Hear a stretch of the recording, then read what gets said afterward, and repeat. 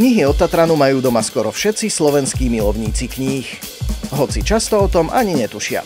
Rozhodli sme sa na najobľúbenejšom mieste slovenských knihomolov, Instagrame, pripomenúť ľuďom značku Tatran a jej široké vydavateľské portfólio. Na prehustnenom trhu a s malým budžetom sme sa potrebovali odlíšiť a zároveň priblížiť našim čitateľom. Pretože knižný Instagram je teraz taký, že...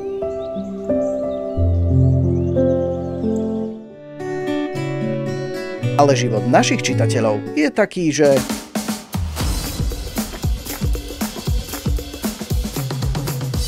Skrátka, každodenný chaos, ako ho poznáme, len s knihou. Takže je jasné, že niekedy potrebujú mať po ruke záložku. Ale oni záložky už predsa majú, aj keď často také... random. Ľudí sme vyzvali, aby sa podelili o najnáhodnejšie záložky, po ktorých kedy siahli, a súťažili s Tatranom o random počet kníh. A keď sme im ukázali, že nie sú sami, kto si zakladá knihu hocičím, začali sa pridávať ďalší a ďalší. Svoje randomky ukázali aj influenceri a predviedli nám, ako v skutočnosti čítajú. Au! Randomka.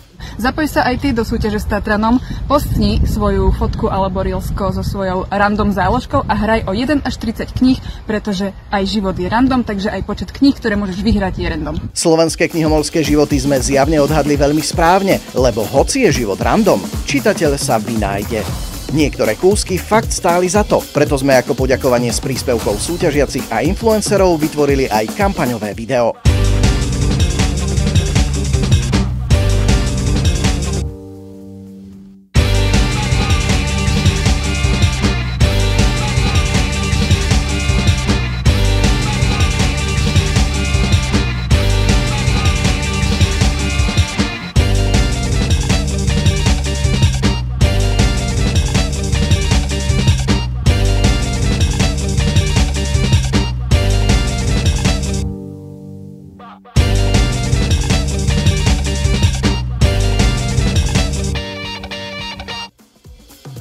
Slovenskí spisovatelia sa tiež podelili o svoje randomky, z ktorých sme vytvorili limitovanú edíciu záložiek.